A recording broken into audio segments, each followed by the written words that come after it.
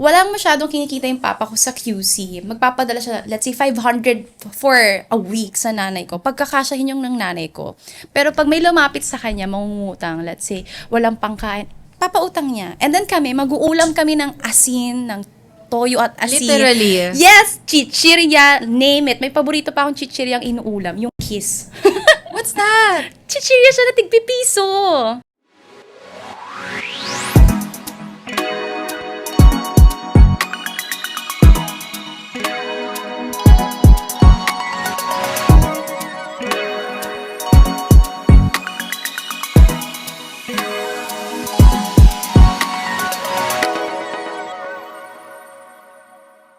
Hi everyone and welcome to Your Harness with Jeanne Harn, the podcast where we explore identity transformation and influence. I'm your host, Jeanne Harn. Today I'm sitting down with someone who's not only captivating on stage as Miss Philippines Earth 2025, but also compelling behind the mic as a host, advocate, and changemaker. Please welcome Joy Barcoma. Hello, everybody. Thank you very much, Miss Jeanne Harn, for having me for your today's podcast episode. Yes, thank you for being here despite your super busy schedule. So, we made sure nakasama talaga to sa schedule. Yes. Okay, I'm so touched. And speaking of which, no, Joy, I want to ask you, how are you after? I've seen you around in social media. Hindi ka ba hinihingal? Ako hinihingal ako. No, mas magkakasakit ako kapag wala akong ginagawa. So I'm truly enjoying every moment, every bit of what I've been doing ever since I won Miss Philippines Earth. And I'm just so happy that we got so many lined up events for this year's edition of the Silver Lining edition of Miss Philippines Earth. So I'm just so happy I won the title because I get to do the things I love. And of course, I get to do things for the people. Yes, our Silver Lining Queen is here. That's why I'm wearing silver today. So Joy, I mean, you are very busy even before the competition, Yes. right? You've been a host. You've been everywhere. Everywhere I host. Everywhere I judge a competition or a pageant. Yes. You're the host. Wow, thank you. I think you're one of the most favorite hosts. No? I'd like to claim that. I'd like to Yeah. manifest that. Thank you very much. Yeah, and of course, as a host myself, I would say you're one of the best hosts as well. Thank you. You're very good. So Joy, I want to know, you're already an established host.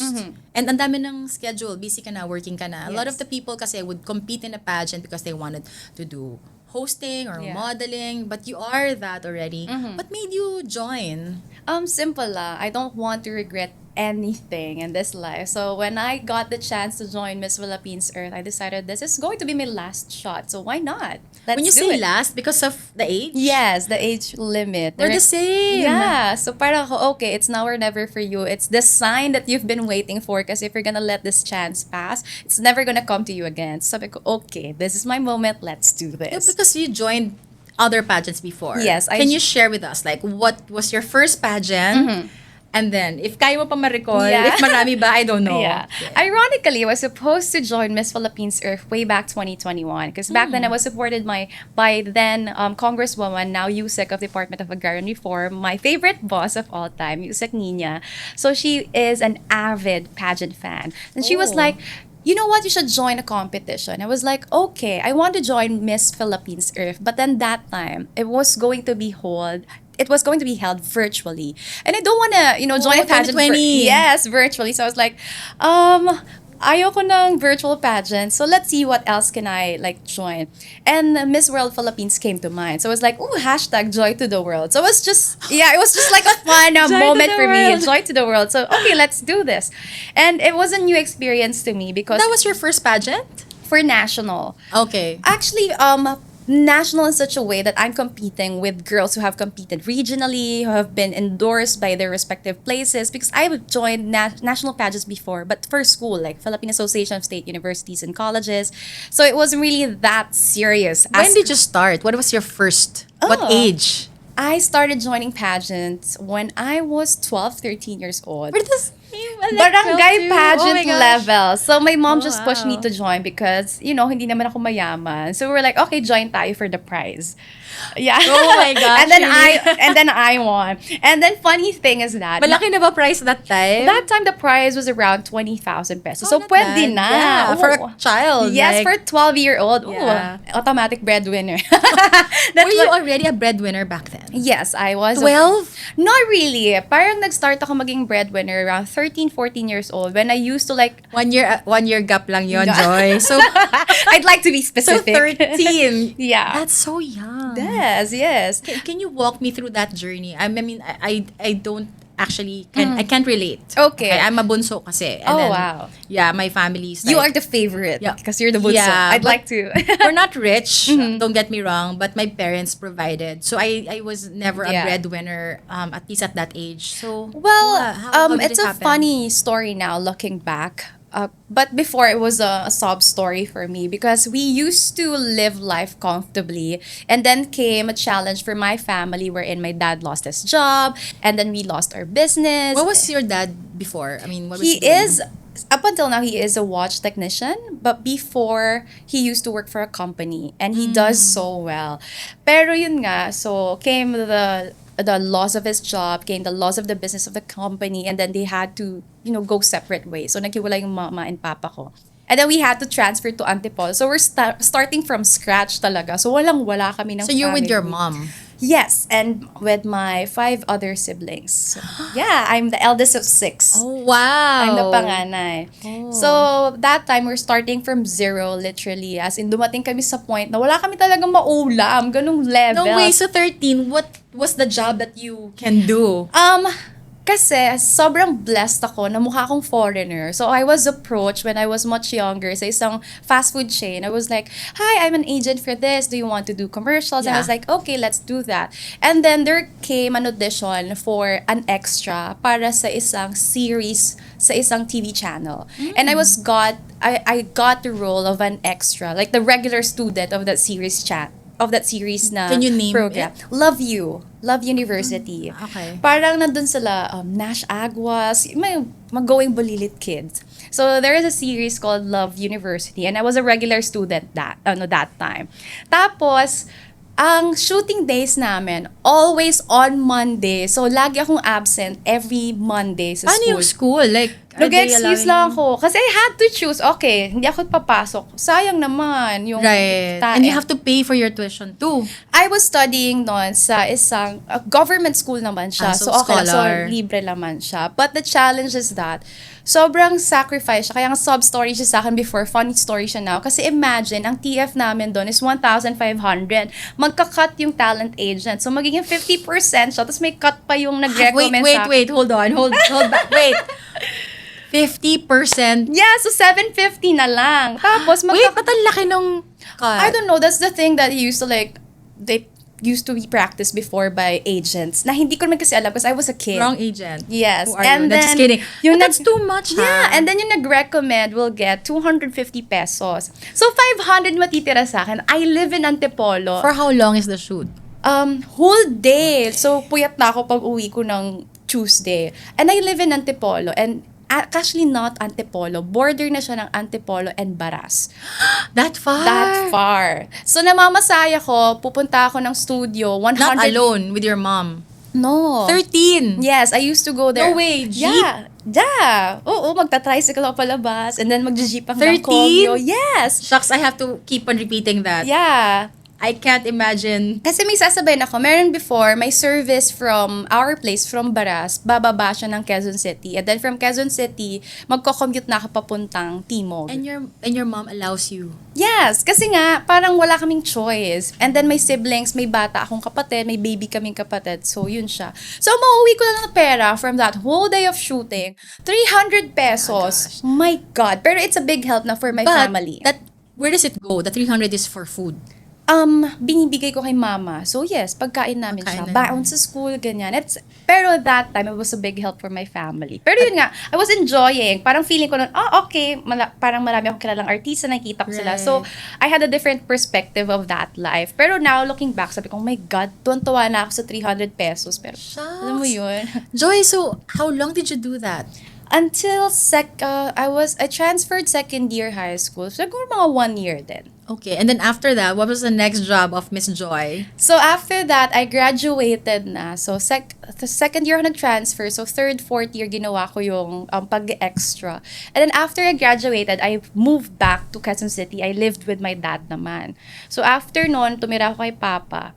Nag-aral ako sa PUP Manila. Tapos, that time, may isa pa akong challenge. The reason why I didn't graduate as a cum laude, I was supposed to be cum laude because of my grades. Wow. First year pa lang, hindi na ako eligible because I had a 2.75. We raised it to the professor and he gave us a chance para ma-redeem namin yung grade namin. Oh, and sayang mapalitan. naman. Pero we had no money. Walang pamasahing may bigay yung tatay ko sa akin. So, hindi ako nakapag-exam. So, as early as first year, okay, tinanggap ko na hindi ako laude, ganyan. And then, second year came, wherein meron kaming travel show. Wala akong pamasahe, wala akong pangsama. Pupunta kami ng Quezon Province. So, parang ako, oh my God, kailangan ko rumakit. So, doon na ako, rumakit na ako. Tapos, Anong racket? the first work I did was for a cigarette brand. Like ushering. I was a model for them, so we do bar tours. Yung Yeah. mga namimigay ng mga, sorry yeah. po sa mga in-encourage ko Event magsigarilyo. model kind of. Yes. Yes. So that's what I did. I was a brand ambassador for a certain brand, and then we give out free cigarettes to smokers lang naman. We don't encourage non-smokers to smoke. Yeah. So that's what I did for like a certain period of time. And then I did something bad kasi sobrang bata ko, hindi ako pwede magtrabaho sa ganong industry. I was about to ask you, how old were you during that time? 15, 16. So I faked You're my not- ID. Oh, yun na nga eh. Okay. Yeah. Medyo Medyo, out. buti na lang before this interview, I checked the regulations of Miss Philippines Earth. Hindi pa naman siya nagpa-fall under, dethronement.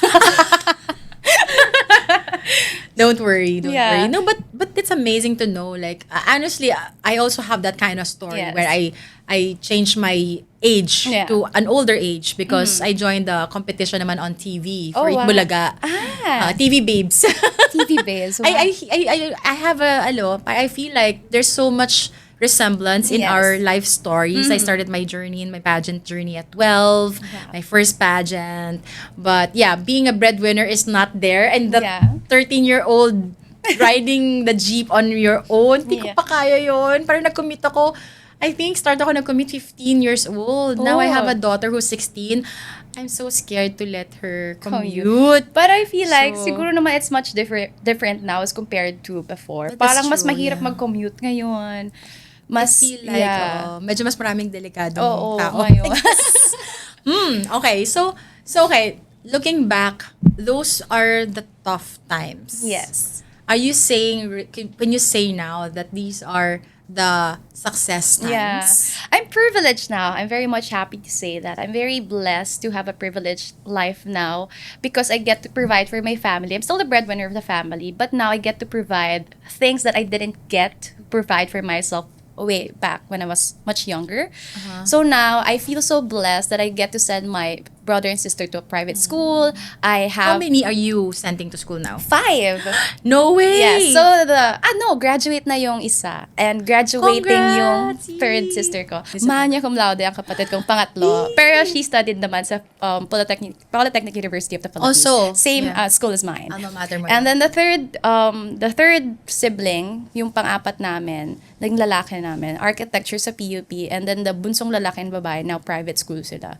So, I'm very blessed that I get to provide the things that they need for school, that they don't have to go through the things I went through. Yeah. And then, on top of it, I get to, they get to enjoy their school life without thinking much of what they're gonna, where they're gonna get their needs for tomorrow. So, siguro yun lang yung parang proud moment ko talaga. But Joy, when did it start? Like, I know you were struggling before. When Yes. did it start that you finally got to that point where, kaya ko na, nafe-feel ko na yung parang relaxed mode kasi the projects, the money is coming in. coming in. What When I year, was what age were you? 15 or 16. Because the ganun kaaga? yung racket na nakuha ko, that really got me to like earn so well. Because Also imagine, the events. Yes. Malaki kasi kita sa events. Because I'm earning, imagine, at 15, at 16, every night, we do bar tours kasi, so it's 5 days a week, every Tuesday until Saturday. I earn 4,000, 3,500 to Per day. 4,000 a Correct, per day. night, yeah. And for a student, grabe, ang laki nun. Tapos you work you study during the day Yes. and you work Puyat ako sa night. gabi. Yes. Oo. So that's when life started to be comfortable for me. Kasi Tapos scholars naman yung, I mean, in a way, di ba? Yeah. Parang, well, may scholar talaga literal, but Yes. if you study in a public school, mura lang. Thankful ako na walang tuition sa PUP. Yeah. Pero, syempre, yung pamasahe ko from QC to PUP, all the requirements, you really have to spend pa rin And kasi. baon nila. Oo. You have to still give them baon. Yes.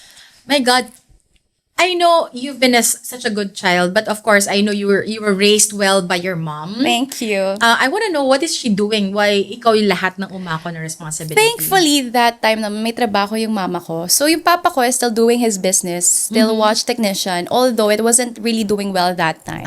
Okay. Yung mama ko, namasukan siya as DH sa ibang bansa. Where? If I'm not mistaken, Damam. Sa Damam siya, yes. So, doon siya namasukan as DH. And then, nung parang graduate na ako, pinauwi ko na siya. Sabi ko, kaya ko na to, umuwi ka na dito. Yeah, and it was so hard for her din kasi. Kasi ang mama ko very emotional. So, sabi Nami-miss ko, niya kayo. oo, so, at saka yung time difference is 5 hours. So, yung time na magkakausap kami, tulog siya, or kami yung tulog. Okay, ganyan. I'm trying to put it together in my Yeah. head. So your mom is out of the country. Yes. And anim kayong magkakasama in the house. Your dad is not there. I'm the only one who's with my dad. The 5 other children, nasa Antipolo sila, sa Baras So sila. yung dad mo yung nag-aalaga. Ikaw lang nagbibigay ng pang-tuition. Sila ang nag-aalaga sa sarili nila. So, yes. Lahat kayo self-sustaining na at a young Yes. age. Kami lang ni Papa ang magkasama sa Kaya Quezon pala. So City. sila, wait, wala silang adults na kasama doon? Wala. Kaya nga, I'm super blessed na hindi sila lumaki, hindi sila napariwara. If Grabe, that's ang the strong. term. Yes.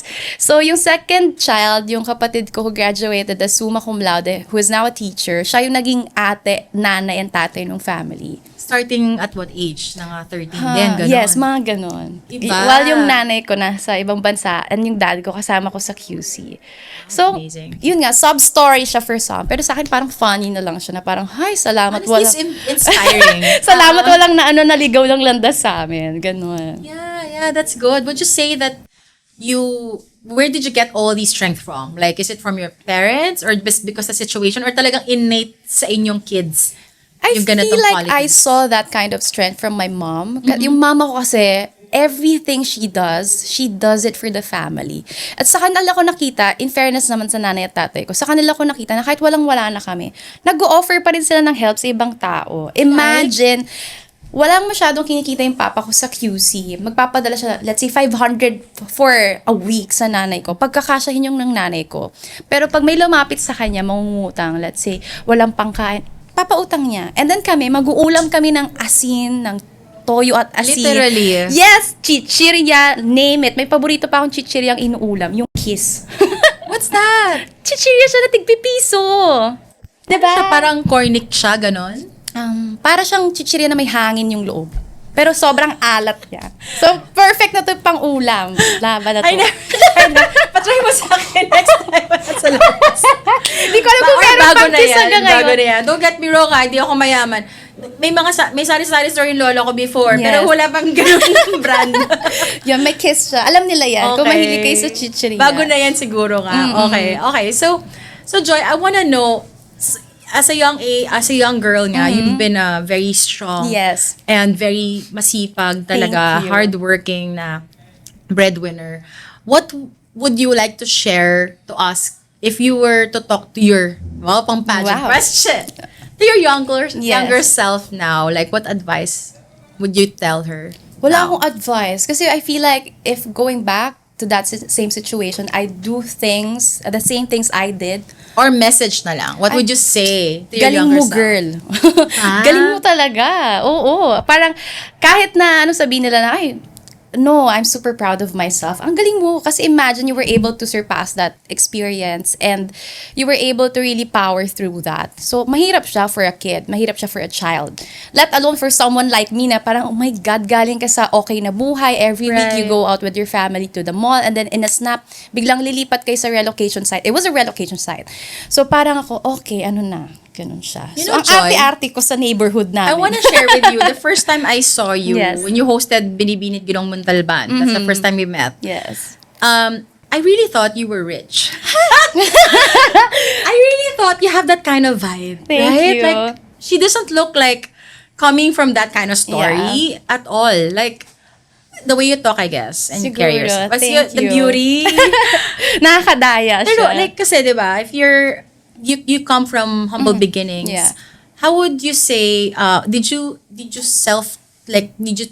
yourself on your own how to do hosting, or did someone teach you, like a teacher, or how did your Wala. hosting journey started? I have no mentors when it comes to hosting. So, I feel like it just stems from being naturally opinionated. Naturally madaldal Talaga? ako. Yes, very talkative kasi ako as a person. So, hindi ako nauubusan sasabihin. So, feeling ko dun siya nag-stem. Confidence-wise, siguro nanggaling na rin siya nung college since I was a broadcast communication major. So, I we see. do events in school, which Yun yung parang yung training na, in a way. nag-hone sa akin to be who I am. And then, I'm very thankful then to people who served as my parang mga guide sa buhay. Like sila Yusek Nina, sila Sir Eric. Sila kasi talagang parang nakadiscover sa potential ko. So they yung got first hosting mo doon sa Bacoor? ang first ever hosting ko, not in Bacoor. I did my first ever paid hosting in Montalban. Barangay in Montalban. Oh, San Jose? I feel like yes, San Jose siya. Sila Kas- lang naman yung mag-outsider. Yes. Pero the TF that time, hindi naman ganun kalaki. But that was because Hold on, yung first paid yon. So, Yes. may mga, when you started, hindi pa, may marami kang sa ginawa school. na hindi. Oo, mga school lang. Tsaka mga event UP. lang ng family. Yes. I see. First paid ko was that. Pero parang hindi pa naman ako professional host that time. Nagkataon lang na kailangan nila ng beauty queen. And What that time year was that? sumasali-sali ako. 2018? Okay. Yun. And but professionally hosting, I started talaga 2022. Yung nababayar with my agent na ako, nababayaran ako ng tama, 2022. So wala talaga akong mentors. I feel like it really stemmed lang from not really being limited to speaking up by my parents, and also I was honed by college friends and the program. Magaling ang Yeah, PB. the program I did. So yun. Yeah, magagaling ang mga tiga dyan. Thank so, you. now I want to know something different naman. Yes. Tell us about yourself that only you or your family know. I'm or maybe very- not even your family know. I'm very maldita. Alam siya ng friends ko, alam siya ng family ko. I'm very straightforward. Kasi di ba when you're a public figure, you have to hold that certain kind of image na parang hindi ka dapat makitaan ng pagiging maldita, hindi ka dapat makitaan ng parang ng any weaknesses or any thing that can be used against you. But I'm very maldita, lalo na sa mga Bakit kapatid. parang ang bait-bait mo sa tingin ko? Or mabait ka lang talaga I'm sa akin? maldita with the heart naman ako. So, Uh-huh. I usually, kasi up until this point, pinapagalitan ko ang parents ko when I feel like hindi mabuti yung nangyayari for my kapatids, my Yes, siblings. Maldita in such a way that I call out things kapag alam kong di siya tama. I really speak up about things that I'm not in favor. I feel like there's something wrong about it. So, yun siya. And I always clap back. Hindi ako pumapayag na, na parang may mga aapi sa akin. No, hindi ako ganun. Strong mo kasi talaga. You grew up that Tsaka way. parang masyado nang maraming nagawang masama ang buhay sa akin para hayaan pang maging masama ang mga tao sa akin. So, that's what I learned. Na parang, okay, sometimes you have to learn how to fight back. Yeah. I can really realize that how the life like really honed you Yes. as this person, kasi nga it's not easy growing up that way. That's to be a true. breadwinner. Hindi lang literal breadwinner. I mean, like at a young age you were challenged, and you fought back. Yes. Kaya kailangan talaga hanggang ngayon you would fight back. Laban talaga. Yeah, so now let's go back naman to the pageant night. Yes. Kasi I know a lot of people are wondering, what was in your head? Like, were you thinking already when you were part of the top 5? Kasi yun na yun eh. When you're on the top, when you're a top 5, lahat kayo winners. Lahat Yes. kayo would have a crown already. What was in your head? Did you ever think na the crown is mine? Oh, parang I've been manifesting naman that the crown will be mine days leading up to the coronation. How Like, did you manifest that? every day, I affirm myself, you are Miss Earth, ganyan. You are beautiful, you are intelligent, you are going to win the crown. So I affirm myself with those affirmations. So parang when I won the crown, the only thing that I thought was, finally, nasa akin na siya. Yeah. You know, that's very powerful. Yes. I can attest to that as well myself. Like, my mom would always, like, call me the title that I'm Yes. joining in. Para do dumikit. It's true. Yes. So, wag mo daw kukontrahin. Yeah, you have to So- associate yourself talaga with Yeah. what you want to achieve. So if you want to be a beauty queen, I am a beauty queen. Ganun na siya. Love it. So, looking back also, what was your winning formula? Wala naman akong winning formula. Actually, the only strategy that we want to really let people see during the Miss Philippines Earth competition was just joy being joy. That's just it. I don't want to fake anything. What you see on social media, what you see in me personally, that's me. That's who I am as a person. Walang pagpapanggap. So that's what I really want to show to people lang during my competition for Miss Philippines Earth. So, you think because you being you made you win the title? I hope so. I hope the judges were able to see the authenticity because that was really my goal. I was just like, I'm just so happy during the coronation night. I'm not really feeling any kaba. But I'm not that complacent. I know I've worked hard for the crown. So parang that time, kung anong mangyari, I'm okay with it. I'm okay with whatever is going to be the results for that evening because I know that I already gave my best. It's up to the judges now if they're gonna see the best in me. I didn't see Maldita Joy there. Yes. Okay, now you said kasi social media, it's such a hot thing right Yes. now. Social media is really buzzing. Yes. With Joy Barcoma's comments. Can we touch on that? Yes. 'Cause honestly, I'm not a big fan of like political comments as well. Even though I also have a lot of opinions. Yes. I try to keep it to myself as well. There are times that I also want to share something, but I also get kind of those reactions. But Yes. now kasi since, of course, you just won, people Yeah. are looking talaga at you. As in, like, all eyes on Joy Barcoma right now. And Yes. don't get me wrong, I'm actually also advocating for the same causes or the same things that you're sharing. I want to know lang, your comment on that. Because I saw some comments. Yes. But what's running in your head right now with those posts and comments that you're receiving? The moment kasi that I post on social media, only thing that runs through my mind is that, okay, I'm posting whatever it is that I believe is right and whatever it is that I believe should be talked about by many. Right. So yun lang lagi siya sa akin. And even before joining Miss Philippines Earth, I'm already vocal. Even when I was still working for the president, when I was still working in Congress, wala talaga. Post lang ako ng post ng kung ano-ano. Oh, I didn't see that. Yes. Oh, and di ba I- tayo friends on Yeah. Twitter ngayon? And I'm just so grateful. Siguro kasi the people that I've been working with then for a couple of years now, hindi talaga nila ako hinihinder when it comes to posting, when it comes to expressing my opinions. Yun nga, I've been mentioning sila Yusek Nina. Even when she was a congresswoman, walang pagbabawas sa akin. If I see something wrong happening in the government, if I see something wrong happening in society, they let me speak about it. Walang pagbabawal. I saw a comment Yes. that parang about kay Arjo and Yes. Alden. Is that you?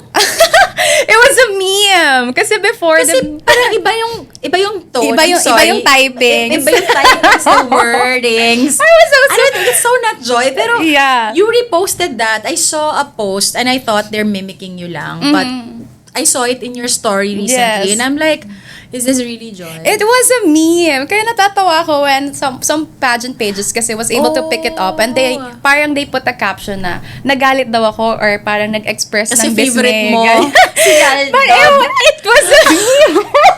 I'm sorry, meme lang siya. Pero you're so game. You're not Yeah. napikon, di ba? Or No.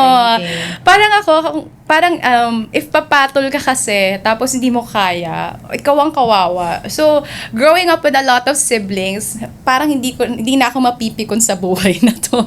And also my team for Miss Philippines Earth, ang tawag nga sa team namin is Team Iray kasi mahilig kami mag-asaran talaga. Oh. So, kung maaasar ka, matatalo ka. So, when I approach comments as well, lalo na yung mga negative comments, I reply lang playfully. Kasi for me, parang we don't have that much space sa mundo para magtanim ng ganyang kalaking galit to a person or to a certain problem. So, if you're not gonna be able to laugh it off, ikaw ang kawawa talaga. Pero sa pageant kasi, you get a lot of comments Yes. too. Did you ever get negative comments? Oo naman. So how did you approach that? And what was the pinaka-memorable? pinaka nakakatawa siguro kasi when this one was my first judging stint, second judging stint after winning Miss Philippines Earth.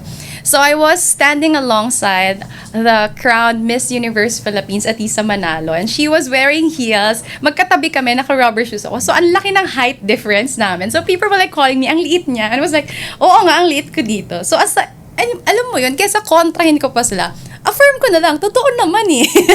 So yun yung worst so far na parang yun yung pinaka-memorable, negative kind of... Pinaka-memorable for me. Siguro the worst thing is coming from people who wishes you ill. Na parang, hindi ka mananalo. Meron? Yeah, may mga ganun, hindi ka mananalo, ganyan. And then I reply to them, okay, sino pong mananalo? Judge number 1. You reply yes. talaga? Oo, okay. Let's say for example, Jeanne Harn commented, hindi ka mananalo. I'll reply back, okay, judge number 1 is Jeanne Harn. So I just comment playfully. Sila na lang maasar kaysa ako. Oh my gosh! Yes. Yung talagang that's joy. That's me. When I say I'm joy, I'm literally joy. Okay, so now I want to know also kasi there's a lot of pageants. Yes. You said this is your last time to join because of age too. Mm-hmm. Same with me. I was 25 naman kasi ngayon medyo pinatagal na nila yung age Yes. limit. So 25 was my last year and I decided to join Miss Philippines Earth. I have my reason. Yeah. I want to know yours. Okay. Why Miss Philippines Earth? Oh, I got an offer. I was offered to join Miss Universe Philippines representing Bacoor last year. So it was offered to me that if I want to be appointed, they're gonna do it for me. I was like, The municipality to. Kasi yes, diba the kailangan Bacoor, meron ka. Bacoor the City. Because they were able to secure a franchise with Miss Right. Universe Philippines. Pero sabi ko, I like the pageant, the Miss Universe Philippines, but I don't see myself competing in Miss Universe, let alone Miss Universe Philippines stage. Why? Well, I feel like I don't resonate with the pageant. No offense to the organization, to Miss Universe Philippines, but I feel like my values, my core values as a person really align with Miss Philippines Earth more than it does with Miss Universe Philippines. So that's the sole reason. Kaya Miss Philippines Earth talaga. And I feel like all the decisions I've been making in my life actually led me to becoming Miss Philippines Earth. So Why I do you had say that? signs. Yeah. When I was in high school, I was the Vice President of Youth for Environment Schools Organization. So yes, yung tawag namin doon. And before, it was just like a fun activity for me. Okay, tree planting tayo, linis tayo ng kalsada. But who knew, diba? Na parang, And in Miss World, you won also the Beauty Beauty with a Purpose. Beauty Oh, with a Purpose, yes. yeah. So parang, What was your project then? Or what was it was the a reason? mental health advocacy. So it's called the I'm Here advocacy. So I see. invited a lot of people, personalities to join the campaign. So just saying I'm here, proving that they're there for their friends, for their families That's who might be needing nice. help. Yes. So parang lang siya, social commitment siya. Right. Ang galing. But why Miss World first and not Miss Earth first if you were already active in doing environmental Because way back projects? 2021, when I was still working in Congress, I was under Congresswoman Tadurad. She's an avid fan. She told me to join pageant. Sabi nila, alam mo ngayon ka mag-pageant kasi hindi ganun ka demanding yung trabaho namin that time. Kasi hindi naman kami lagi nasa Congress. May certain days lang na nasa plenary kami. And then the other days, we go to Bicol region to, mamigay ng mga relief, mamigay ng help to people. Sabi ko, sige po, gusto ko talaga ng Miss Philippines Earth. Kasi I like the connotation that if you are a Miss Philippines Earth Queen, you are not just beautiful, you are intelligent. And I love that. I don't And wanna, you are intelligent Thank you. yourself. I don't want to be seen kasi as someone who is beautiful. Yeah. Parang mas magbigat sa akin if you are considered as an intelligent queen. Because everybody Yeah. now, with technology, with science, with different perceptions of people when it comes Yeah. to beauty, everybody is beautiful and can be beautiful. Pero it's really hard to be intelligent. Yeah. Yun ang pinakamahirap. You can have all the knowledge in the world, pero if you're not using it to right things, you're not intelligent. So, dapat alam mo kung paano i-utilize the knowledge that you have to certain things, to certain social causes, and to certain advocacies. So, yun lang talaga. Kaya gusto ko ng Miss Philippines Earth. Pero that time kasi, virtual yung pageant. So, sabi ko, ayoko rumampa ng 2020 to. 21. 21. So, ayoko namang rumampa lang sa kwarto or sa empty area sa bahay para dun sa competition. So, gusto kong ma-feel yung pageant, beauty pageant. So, hence the Miss World Philippines kasi yung hashtag lang talaga. Kasi Hashtag naging person sila Joy to the agad. World. Time na Yes. yun. Tsaka yung hashtag na Joy to the World. Yun lang siya. Gusto mo lang ilagay. Gusto ko lang Yung pala yung Joy Yes. to the World, kaya napasali ng Miss World. Yun lang yung reason ko. Kasi Ang hashtag mo na Miss Earth. at Joy to the Earth na ako ngayon. Oh my gosh. Okay. So, I also want to know after, of course, Miss Earth and Miss Philippines. No, actually now, just for Miss Earth first. That's Yes. next, no? Yes. What are your preparations? What are your trainings? Like, are you doing anything already now? Or are you busy, like, doing all the activities? Now we're still busy with all the lined up activities of Miss Philippines Earth. So I still have a lot of interviews, I still have a lot of hosting and judging stints. Pero I have committed myself to several people now for training. So I have my Passerella training, and now I have a self-commitment that I have to watch a documentary or a movie per day that is inspirational. So I get to have different perspective on things. So that's how I train myself to have different perspective and to have different views of life. So yun yung pinaka-training ko sa sarili ko. And then now I'm very active on news, on mga sessions sa plenaries, sa Senate. Nakikinig lang ako ng mga day-to-day news, mga day-to-day ganap sa buhay. So that I also know what's happening around the world. Yun lang talaga yung pinaka-trainings. But I guess for this year, we're gunning for an image of a true Filipina. Yun lang talaga yung gusto nating i-present to the international stage because we are the host pageant of this year's edition of Miss Earth. And I'm just so excited to welcome all the delegates across the globe here in the Philippines. So, yes. And you are such an excellent host, not only communication-wise, but I feel like you're Thank such you. a warm person to be with. Thank you. And they're really gonna love our country because of you. Salamat. Yeah. So I want to know kasi for Miss Earth, diba? I mean, Miss Philippines Earth pa lang, it's like a competition with projects. What is now your project for Miss Earth? It's of course it's kind of a needed kind of thing now. Yeah, we have the Green Leaders in Action for Miss Philippines Earth, wherein I proposed my project that we've been working on. Continue nyo. Yes. Okay. Bala ko siya dalhin sa international stage. But of Nice. course, I'm still waiting for the other inputs of those women who will be joining my group or sino yung mag-group sa akin. So, let's see kung ano yung best project na pwede naming i-push dun sa Green Leaders for the international stage. No, but I mean individually, as you as a Oh. as a queen. Kasi that one is like, 'di ba, the Yeah. judge. Kasi gagawin ulit yung ginawa natin nung when I judged you Yeah. guys for the Miss Philippines Earth. Now for Miss Earth, it's gonna happen, which it should happen again, Yes. right? I believe so. But yun nga, as a queen, individual queen, what are you doing right now? That same thing. So I've been doing it for how many years now? I have projects for disaster resiliency. So the one that we've presented during the Green Leaders in Action, that's what I've been doing. And then another thing is that I get to have talks with different secretaries of different departments here, national agencies of the Philippines, with regard to like programs that I can attend, programs that I can join, Yeah. and programs that we can collaborate with Miss Philippines Earth. So those are the things that we're really working on now. So sana mag-materialize a lot of the things that we've been planning. But right now, as much as I can, I get to like focus on the things that I've been doing already in the past, continuing it forward, so that we can help more people now, especially with the issues of flooding, with the issues Ayan. of climate change, ganyan. Speaking of flooding, Yes. okay. Actually, when I judged your project, Yes. I wanted to share this no also. I tried to kind of be nicer. Yeah. I hope I was.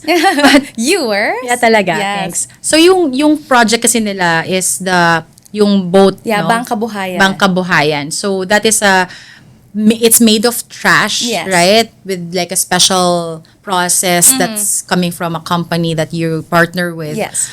It's good to have the bangka. But my thing is, honestly, can we just prevent the flood first? And Yeah. now we're talking about Flooding. the flood issue. Yes. But again, I want to go back. Kasi yeah, although it's a pressing issue right now, what's happening, and of course, I've watched the Senate hearing yesterday. Yes. And of course, everybody's been, on Yeah. the lookout for more Yeah. Senate hearings. But let's go back. Right now we're pressing on a lot of people, Yes. the politicians, the contractors, and everybody else. But we also are part of the problem. plastic pollution is one of the main causes of flooding as well. Yeah. So sa akin lang kasi, can we also like do more to prevent Yeah. those? I mean, one is of course yung trash nga, i-turn Yeah. it into a bangka. Yeah. But there's more to that kasi I during my time, 2007, my main advocacy talaga is not using plastics. Okay. So, my project was the reusable bags. Hindi pa uso yung mga bags sa malls noong time na yon. So, that's maybe, I think, what I'm looking for as well. Yeah.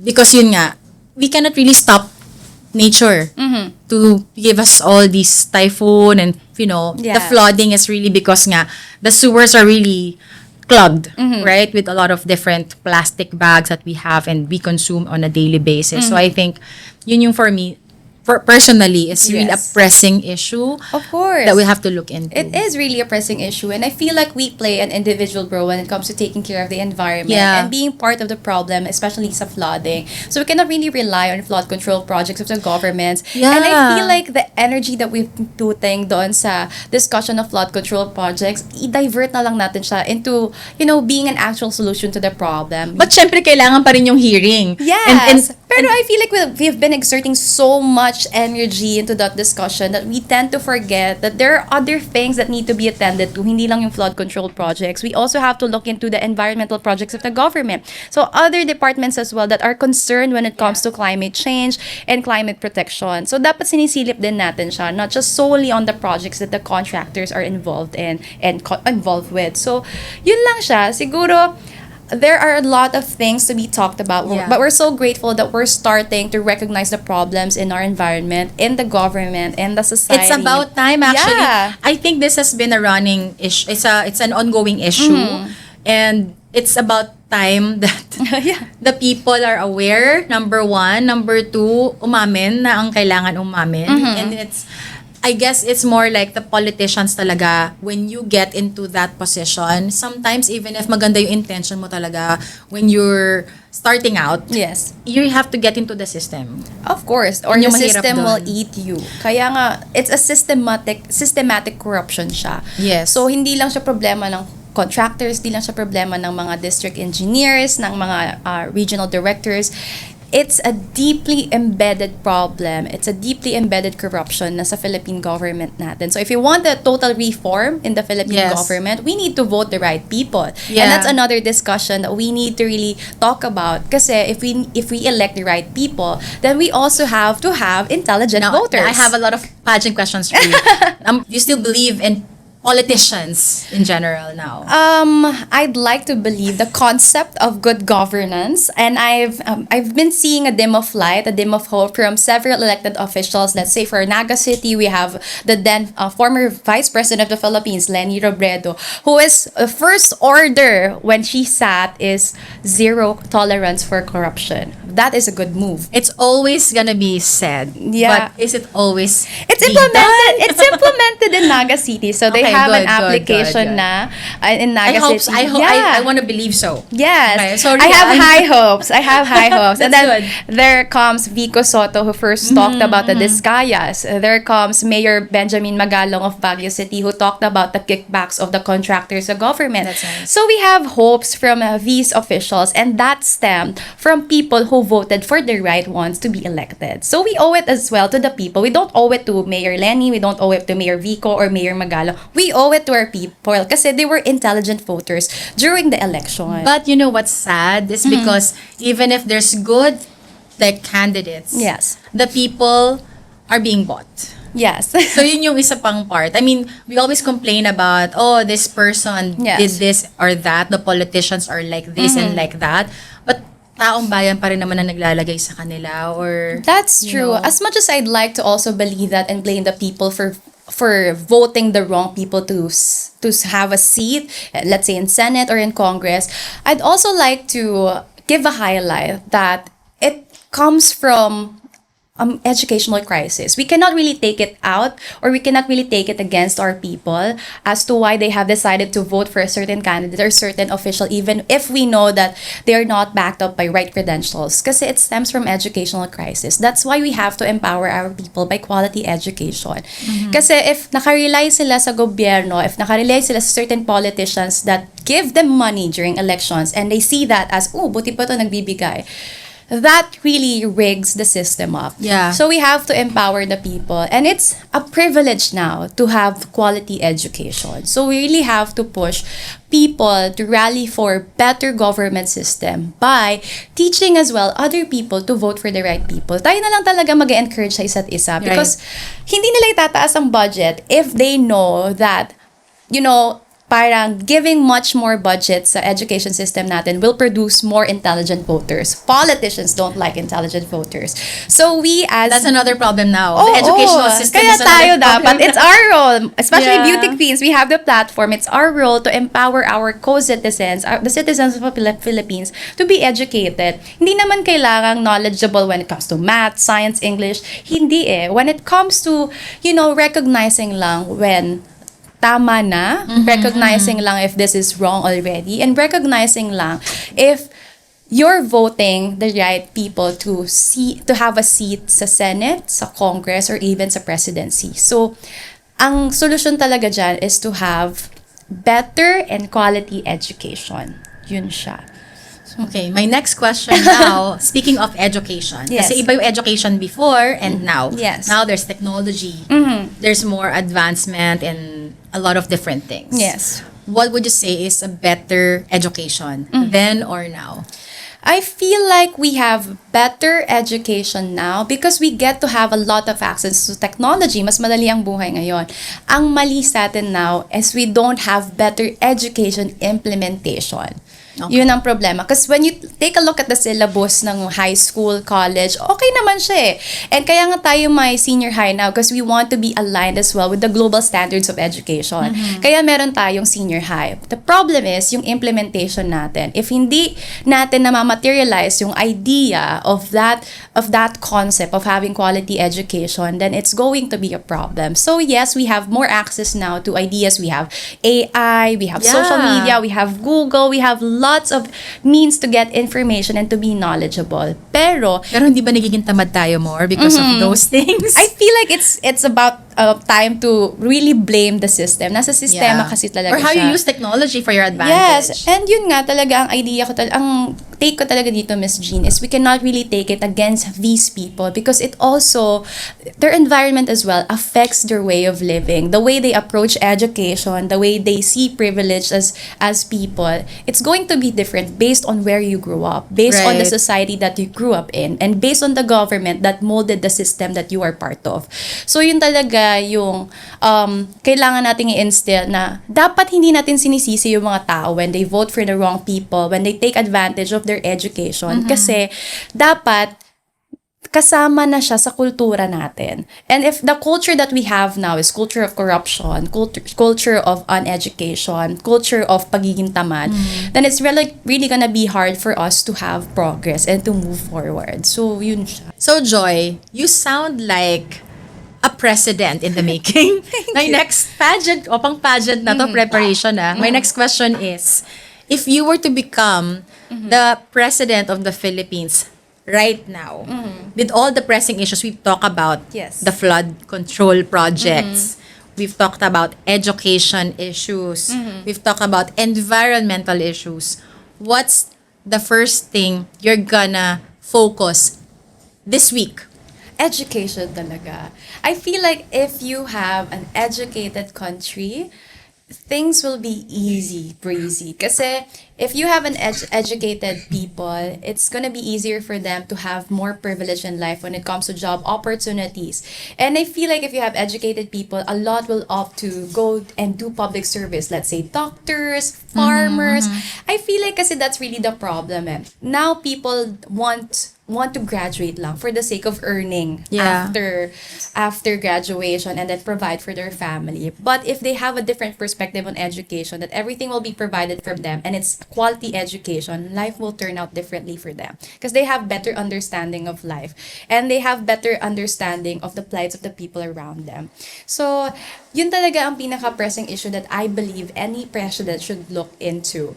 More than the things that we're doing right now. Yeah, kasi if educated ka, you become Yeah, more true. environmentally aware. So, Yeah. kung matalino kang tao, you're not gonna throw Yeah. your trash everywhere. You're gonna take care of your environment because That's you know right. it takes care of you.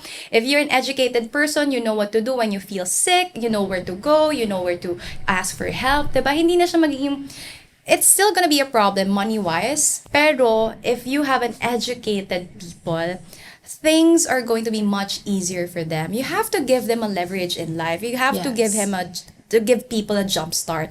And for them to be able to have a jump start, you have to give them quality education, access to quality education. So, ladies and gentlemen, please vote for Joy for Barcoma. me. Sa susunod na election. Yeah. Do you even think of entering politics in the future? Well, no, not really being someone in a position, pero I'd like to work in the government. Before, I like to be, the goal really was to become a CPA lawyer. I want to be an attorney, I want to be a lawyer and handle pro bono cases for our countrymen. Oh, that's nice. That is really the goal. Gusto ko magtrabaho sa PAO kasi sila talaga yung nag-handle ng cases of those who are underserved, need, yeah. in need, talagang hindi kayang kumuha ng special or legal assistance. Yeah. So, yun yung goal ko. So, if magtatrabaho ako sa gobyerno, not as a politician, but rather someone who works for the people. Well, that's nice. Yes. So, wag niyo na po siya i-vote kasi hindi pa siya tatakbo. Ayun No, ako. but it's okay. I mean, like, of course, that's your preference, you know. Because I know a lot of people, especially after winning a Yes. title, they're gonna be asking you, as in, like, side by side yan, ng mga, would you like to run, especially you're very close with the government. Yes. Yeah, so at least we know where you're at. Thank Kasi you. especially now, you have like a very strong voice nga. And I can feel it.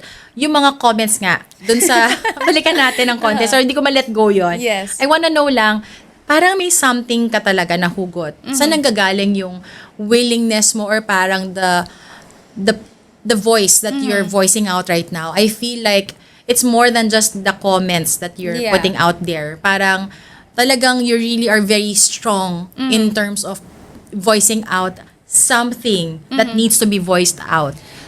Siguro this stems really from my experience nga with my parents na even if walang-wala kami, we really make it to a point that we help other people. Yung mama ko ganun talaga yung naging practice Yeah. niya. And she started working as a barangay health worker, which in turn made her part of the emergency response team of our barangay. So you saw it firsthand. Yeah, so nag-rescue talaga yung mama ko. And every time uuwi siya, may kwento talaga siya sa amin na alam mo ba, ganito yung nirescue namin, kawawa, ganito, So you did ganyan. not experience flooding firsthand. I did. Oh. Ondoy, first time naming binaha, and that was a really an eye-opening experience for me. Pero that time I was too young to understand the repercussions of our actions, the repercussions of the corruption in the government, and the repercussions of the anger of Mother Earth.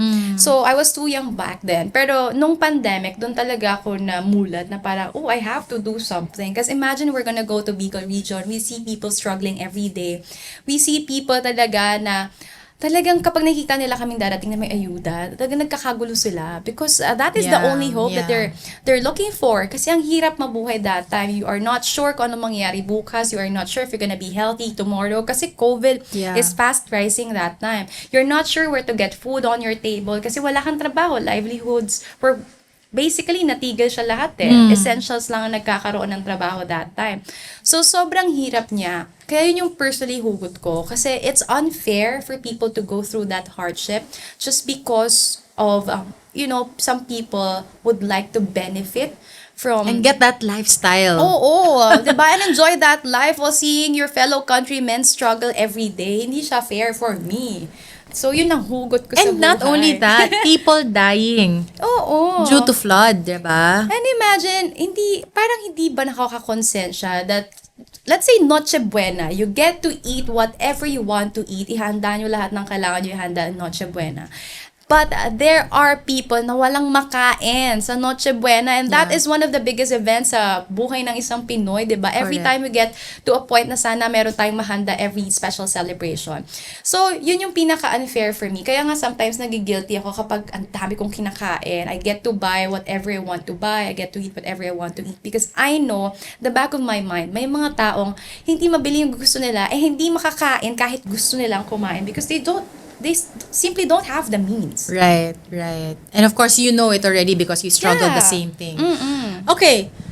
Mainit po ang discussion and it's really a fun discussion, I would say. I'm enjoying talking to you and learning as well. I hope everybody's learning. But let's make it lighter now. Yes. Let's do a fun, fast talk. Ooh, I love this. It's called the quick fire fun. Okay. So I'll just give you two options. Yes. Give me one. Fast dapat. Without explaining why. No explaining. My okay. God. So, okay. Bahala na sila mag-isip. Bakit Oo, yon? bakit Okay, yun sige. siya? Simple lang to. Okay? Okay. Nothing naughty. Okay. So, are you ready? Yes. Okay. First is, heels or sneakers? Sneakers. One song that pumps you up before hitting the stage. Higher Place by Adam Levine. Oh, nice. A word your friends would use to describe you. Funny. Your secret self-care pick-me-up. Oh, self-care pick me up. I can't think of anything. Siguro my confidence. Alright. I love it. Thank you so much, Thank Joy. you. So, of course, I had a great time and I hope you all had too. And now the question I ask every guest is this one question. What is your definition of harness? I love harness.